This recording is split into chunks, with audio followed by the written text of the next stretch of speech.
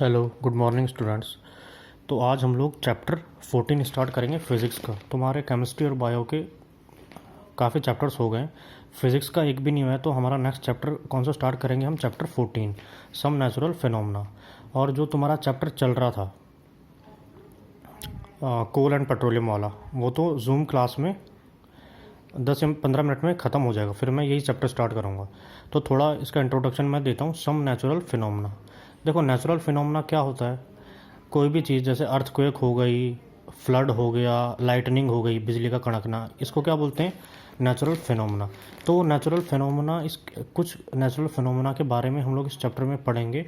और जैसे लाइटनिंग हो गई, लाइटनिंग, बिजली का कड़कना, ठीक है, अर्थक्वेक हो गया, तो ये सब कैसे होते हैं, और मेन फोकस हमारा इस पर रहेगा, लाइटनिंग पर। तो लाइटनिंग को जानने से पहले हमें चार्ज समझना होगा, क्योंकि लाइटनिंग जो है वो चार्ज से ही होती है। तो चार्ज होता क्या चीज़ है, ये तो तुम बहुत कॉमन एक्टिविटी है, 5th 6th में भी तुम पढ़ चुके हो। जैसे हम लोग एक प्लास्टिक कॉम लेते हो, प्लास्टिक की कंघी लेते हो, और उसको अपने हेयर, बालों पर रगड़ते हो, और बाल गीले नहीं होने चाहिए, सूखे होने चाहिए। तो उसके बाद क्या होता है, कुछ देर तुम उसको रब करो, जो प्लास्टिक की कॉम्ब है उसको अपने हेयर पर, और उसके बाद उसको, जैसे ये तुम्हारी कॉम्ब है तो, और यहाँ तुम्हारे हेयर हैं, समझ लो,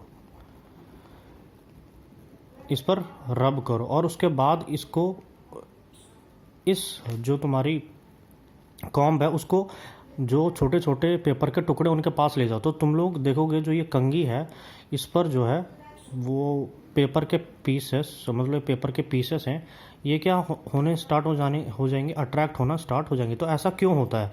क्योंकि इनके बीच में कुछ तो है नहीं कि ये यहाँ से यहाँ ट्रैवल कर रहा है, या इसको किसी ने धक्का दिया। तो कुछ ना कुछ यहाँ पर फोर्स तो है। तो वो फोर्स किस कारण है, ठीक है? तो वहीं से हमारा कॉन्सेप्ट निकलता है चार्ज का। इस फोर्स को एक्सप्लेन करने के लिए हमने क्या किया, चार्ज का कॉन्सेप्ट लाया फिजिक्स में, ठीक है। जैसे एक तुम्हारा फोर्स होता है ग्रेविटेशन, तो ग्रेविटेशन किस कारण होता है उसको समझाने के लिए हम लोग मास का कॉन्सेप्ट लाए। तो वैसे ही ये फोर्स फिजिक्स में बोलते हैं इसको इलेक्ट्रोस्टैटिक फोर्स, इसको समझाने के लिए हम लोग किसका कॉन्सेप्ट लाए? चार्ज का। अब थोड़ा और समझते हैं चार्ज को।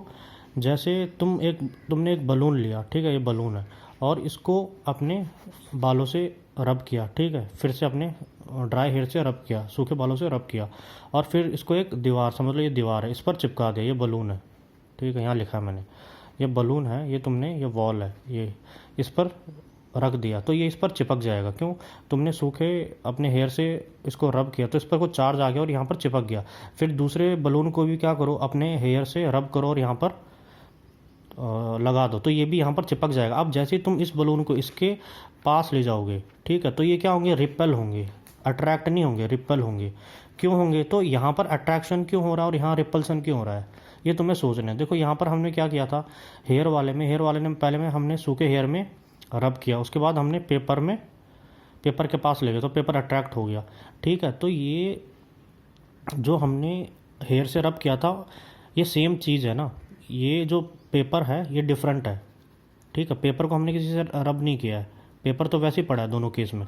लेकिन इसमें क्या है, इसमें हमने दोनों चीज़ों को हेयर से रब किया, मतलब इसमें जो चार्ज आएगा और इसमें जो चार्ज आएगा वो सेम आएगा, चाहे ये पॉजिटिव हो, ये पॉजिटिव हो, ये नेगेटिव हो, नेगेटिव हो, तो सेम चार्जेस क्या हो रहे हैं, रिपेल हो रहे हैं। इससे क्या पता चल रहा है हमको, सेम चार्जेस क्या हो रहे हैं, रिपेल। और यहाँ पर क्या पता चल रहा है हमको, कि जैसे इस पर कोई चार्ज आया होगा, इस कॉम्ब पर, और ये पेपर है, इन पर तो कोई चार्ज नहीं है, मतलब कि तुम ये समझ लो कि जो पेपर है, पेपर के पीसेस है, वो कैसे अनचार्ज्ड, और कॉम्ब कैसे है, चार्ज्ड।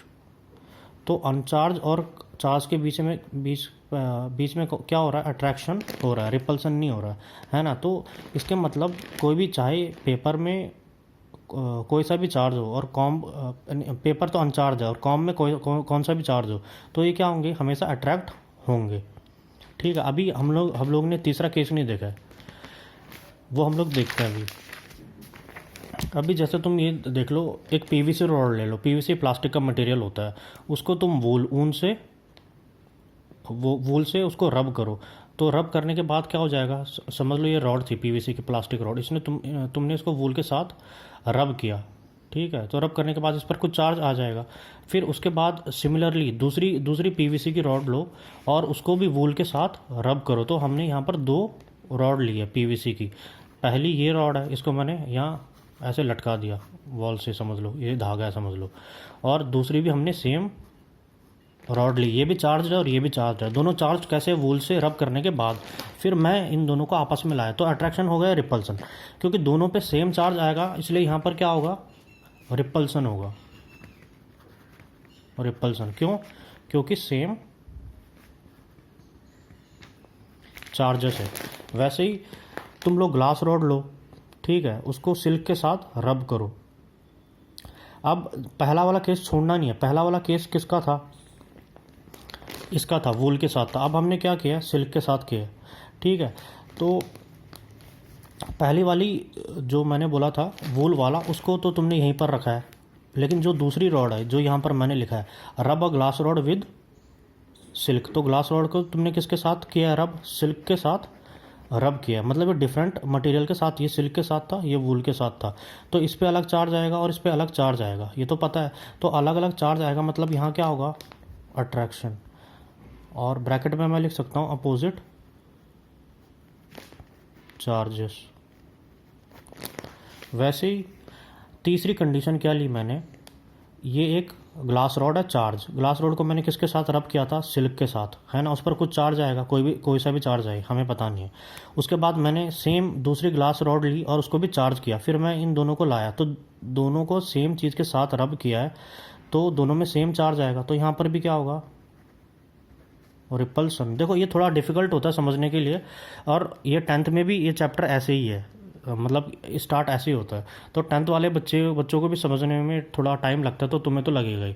तो इसको परेशान नहीं होना है, क्योंकि फ़िज़िक्स को थोड़ा सा समझने में ईजी है, फ़िज़िक्स क्या बोलते हैं, और लेकिन इसको समझने में ध्यान से समझना है, मतलब कि क्लासेस को मिस नहीं करना है, ठीक है। तो यहाँ पर क्या होगा, रिपल्सन। तो एक साइंटिस्ट थे, अमेरिकन साइंटिस्ट, अमेरिका में रहते थे वो, बेंजामिन फ्रैंकलिन, तुमने नाम सुना होगा इनका। ये 18th सेंचुरी के साइंटिस्ट थे। तो इन्होंने चार्ज का जो एक्सप्लेन उसको किया, उसकी स्टार्टिंग, उसका कॉन्सेप्ट में इन्होंने बहुत ज़्यादा मदद की।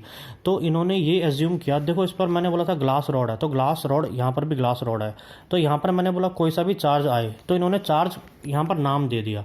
ऐसा कुछ था नहीं, इनको पता लगा, इन्होंने अपने आप से नाम दे दिया कि कुछ ना कुछ तो नाम देना ही पड़ेगा। तो उन्होंने ग्लास रॉड पर जो चार्ज था उसको पॉजिटिव माना, और जो पीवीसी या प्लास्टिक रॉड पे जो चार्ज था उसको नेगेटिव माना। तो 2 तरह के चार्जेस हमें पता चल गए। तो जैसे यहाँ पर रिपल्सन हो रहा है, तो रिपल्सन हो रहा है मतलब क्या, ग्लास रॉड पर पॉजिटिव दोनों पे चार्ज है, क्योंकि ग्लास रॉड पे क्या मारा, बेंजामिन फ्रैंकलिन ने कौन सा चार्ज माना, पॉजिटिव, और इस पर भी पॉजिटिव। तो पॉजिटिव क्या हो रहा है, रिपल। अब पीवीसी पर कौन सा चार्ज माना था, पीवीसी पर बेंजामिन फ्रैंकलिन ने माना था नेगेटिव, और ग्लास रॉड पर माना था पॉजिटिव। तो अपोजिट है चार्जेस, तो यहाँ पर क्या हो रहा है, अट्रैक्शन। अब यहाँ पर देखो फिर से, पीवीसी पर हमने क्या माना था, नेगेटिव, और ये भी पीवीसी की रॉड है नेगेटिव। तो नेगेटिव क्या हो रहा है, रिपल्सन।